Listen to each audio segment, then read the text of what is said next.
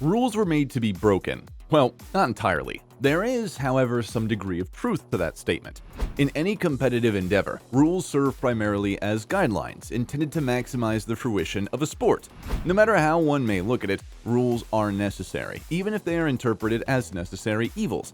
Think about it. Without fouls, basketball games would spiral out of control, likely representing more of a wrestling match. Although such may be a case at your local playground, professional organizations must always adhere to their guidelines if the sport is to maintain integrity. Tic-tac fouls may prove to be exceedingly annoying, but they are sometimes crucial to preserving a free flow of basketball. Without them, defenders would be easily tempted to be played with a physicality worthy of Ray Lewis. There is, however, a tremendous downside here. Some rules, for lack of a better phrase, are just flat out terrible. These are the ones that do nothing to preserve, promote, or improve the game.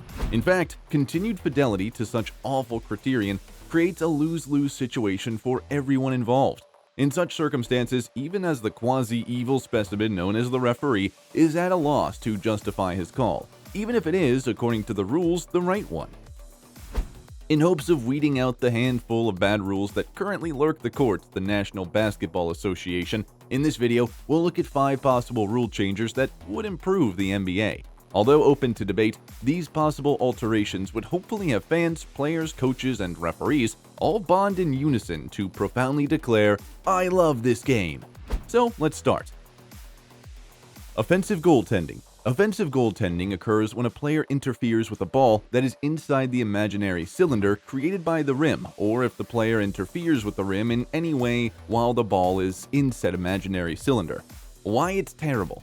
There's really no need for it. The objective of basketball is for a team with the ball to score. Offensive goaltending only hinders the objective. More importantly, the above-the-rim style of play that we have seen emerge in the past 2 decades is highly conducive to tip-ins, alley-oops, and other versions of scoring that generally defy the boundaries of an average jump shot. Extreme athleticism is what sets basketball apart from more earthbound sports such as baseball, hockey, and even football. Why limit an integral part of your sport? More often than not, offensive goaltending only hurts the offensive team. If the ball is already inside the imaginary cylinder, chances are it's going to go in. A deflection area of any sort has the risk of altering the trajectory of the ball, giving it an increased chance of exiting the cylinder and in turn, the net. Cut the charge circle in half. The NBA is notorious for its lack of defense. Some of the so-called best players in the league, despite stellar offensive numbers, clearly don't believe in protecting their end of the court. Known as the restricted area, the NBA has a 4-foot semicircle under the basket. What's inside this circle, a defender cannot draw a charge. We're not saying get rid of the circle completely. With big bodies bruising and bashing each other down low, it's important to give defenders a chance. However, with an extensive charge circle, there exists the opportunity for a defender to pick up offensive fouls time and time again. Rasheed Wallace was a master at this practice. While a balance of offense and defense is important, having such a wide restricted area arguably discourages big men from being aggressive on defense in terms of body position, opening up the lane for slashing guards time and time again.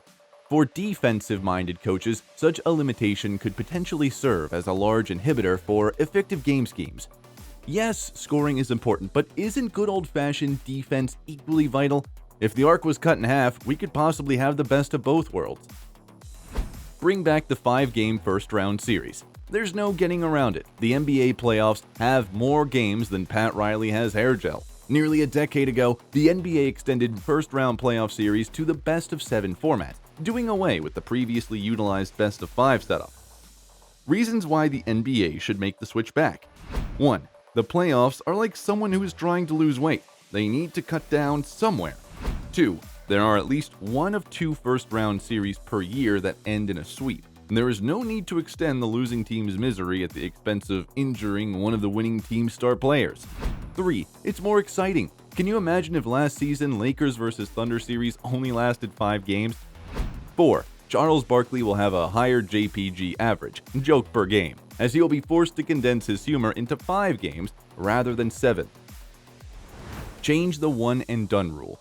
We don't want to completely bash the rule. Despite a high degree of criticism, the one-and-done rule has prevented players from going the way of Kwame Brown, Eddie Curry, or Sebastian Telfair, all once promising young studs whose careers probably would have turned out considerably better had they attended college. The one-and-done rule is not necessarily bad for the NBA, as it does help cultivate a player's talent prior to the entrance in the league. It is, however, absolutely terrible for the collegiate ranks.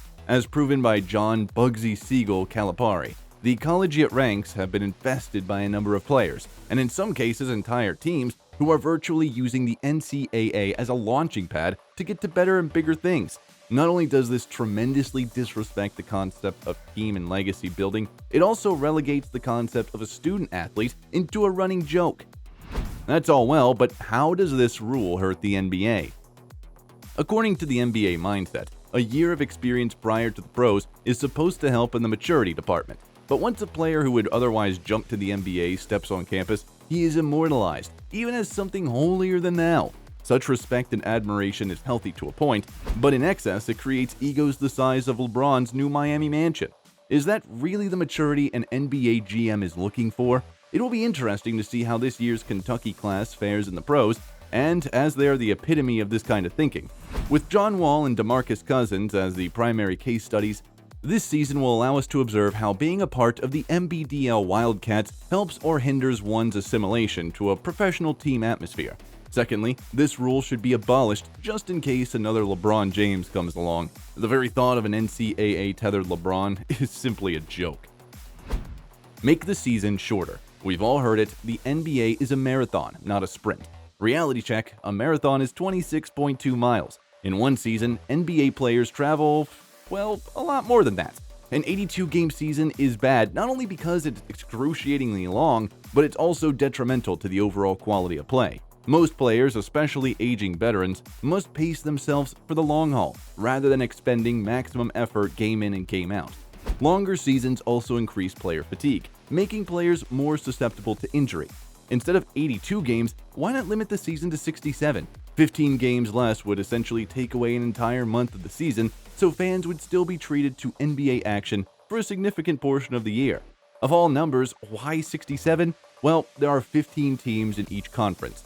Instead of playing each opposite conference foe, why not only square off once per season? Such a setup would somewhat echo the MLB approach to interleague play. With limited games against opposing sides, there would be an opportunity for distinct styles of basketball to develop within each conference. Additionally, having only one matchup per season against certain teams, i.e. Lakers, Celtics, would create tremendous buzz for those particular nights. Each game would by no means be must-win, but under this new system, the competitive bar would definitely be raised. And with the vertical leaps of some of these players, we have a feeling they'll have no problem matching the elevated degree of intensity. What rule do you think should be changed? Or should the game be left as is? Tell us in the comments below.